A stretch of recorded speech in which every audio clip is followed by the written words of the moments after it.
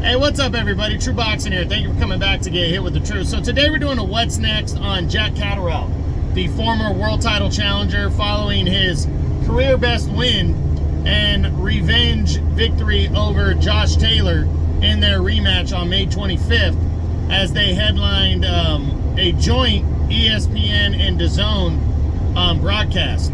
Now, before we get into that, if you could smash the like button, leave a comment, or subscribe to the channel, I really do appreciate any and all support that I can get as I continue to build my channel here.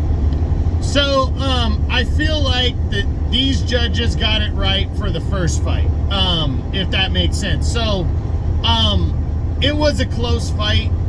I don't have a problem with Catterall winning. I personally thought it was a draw.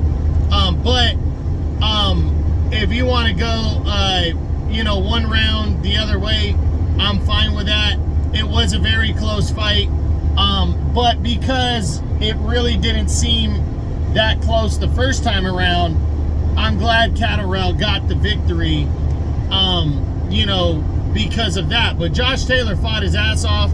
It was a good fight, back and forth, and I really feel like these two guys did a great job in this rematch, and especially with their rivalry, they did a good job. So it's a good fight, and two technicians in there, and I felt like Josh Taylor gave a better account of himself this time, and Jack Catterall was just his name, the cat, El Gato. He was slick and sly, and he did a very good job of boxing as well. Now, the big question now is what's next for Jack Catterall following this fight. Well, first, a third fight with Josh Taylor. That's been, talked about, and I think that's a great option. Catterall is not, we'll get to this at the end of the video as well, but he's not a number 1 contender. He's not next in line in any of the governing bodies, whether he should be or not, he's not. And I think that means, that a third fight with Josh Taylor makes a ton of sense. It's going to be for a lot of money. It's an all UK battle, and now Taylor's pissed off because he felt like he won that second fight for sure, and it was close enough to run it back a third time, and I think that makes a ton of sense. So I do think that one is definitely a possibility. Now, let's look at the other guys in the top 10. Devin Haney, the WBC champion, not going to happen. Haney's fighting Sandor Martin, almost for sure, in his next fight in a mandatory title defense. He's not going to fight Catterall with Martin on the horizon. Teofimo Lopez, not likely. These two guys would have to work. Matchroom would have to work with Top Rank. It's not to say they wouldn't do it, but I think Teo has learned from Sandor Martin and Jermaine Ortiz that these slick southpaws, he doesn't do well against them.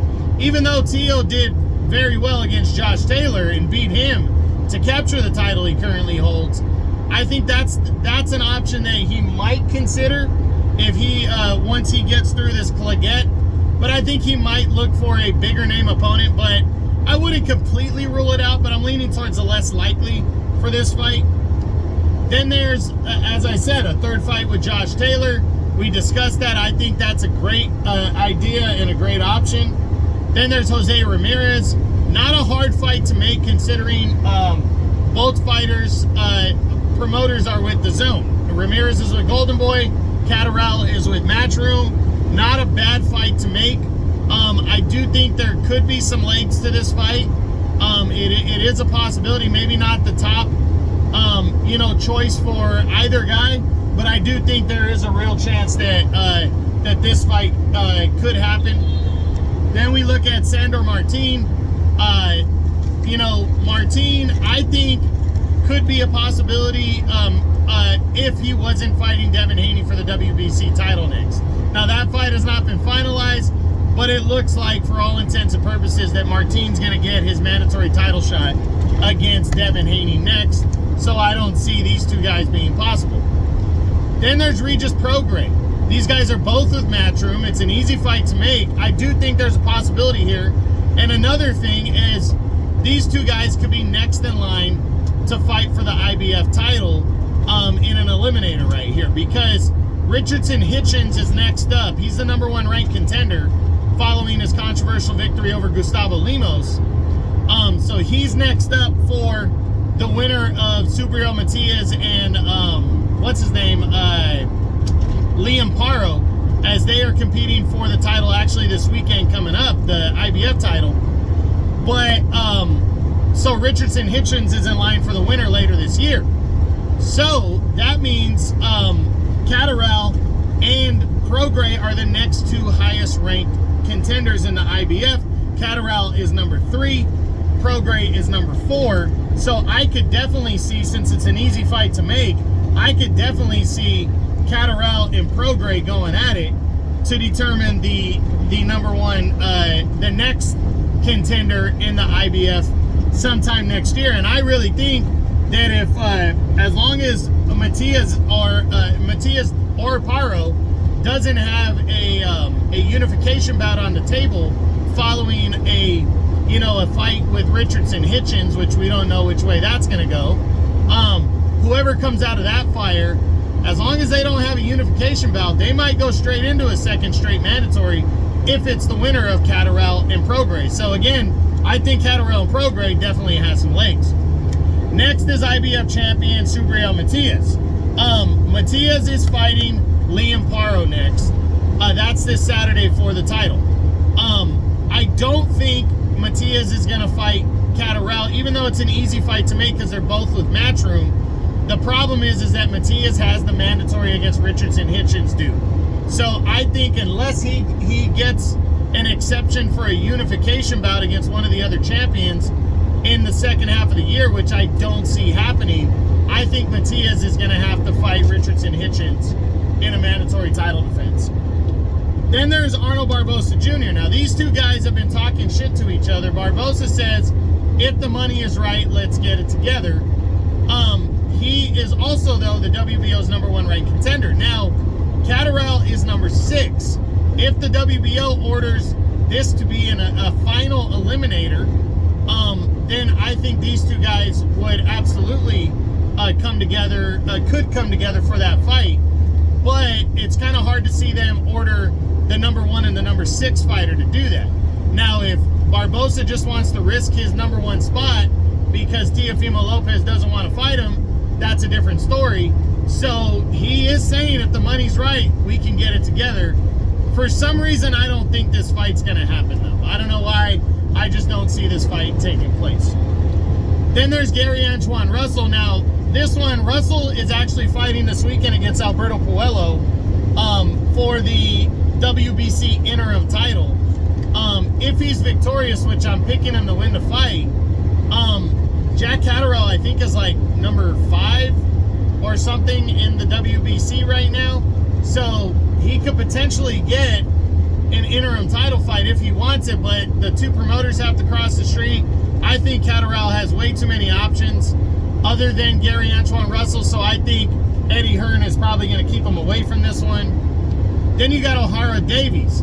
Now, Oscar De La Hoya might go for this fight just because Davies just signed with Golden Boy and they got blasted in his first fight against Ishmael Barroso, losing a first-round TKO. He might want to put him in a bigger fight, but I also think he'd rather put him in against one of his own guys, a Golden Boy guy, like a Jose Ramirez or an Arnold Barboza Jr. I don't think he's going to want to have him fight a Matchroom guy next. So I'm going to lean towards the less likely on this one. Then there's Richardson Hitchens, as we discussed. I don't see this one because Hitchens is in line for the IBF title against Matias. You got Kenneth Sims is the #1 ranked fighter in the WBA, where I think Catterall's like #3.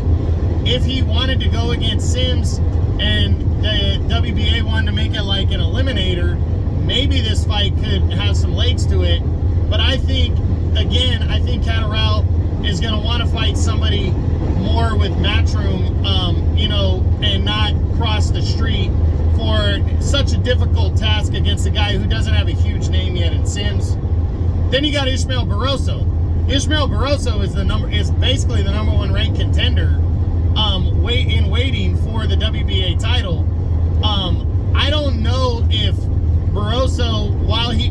continues to wait, if he would want to fight a guy like Catterall. And I don't know if Catterall would want to fight Barroso. Barroso's got that explosive power. So, interesting matchup. Not sure either guy would want to fight each other, but maybe that's more reason to fight each other. And if Catterall were to beat Barroso, does he move to the #1 spot? Interesting. I think there's a possibility there. Then you got Nestor Bravo. Nestor Bravo has moved to #2 in the WBA. Catterall's #3.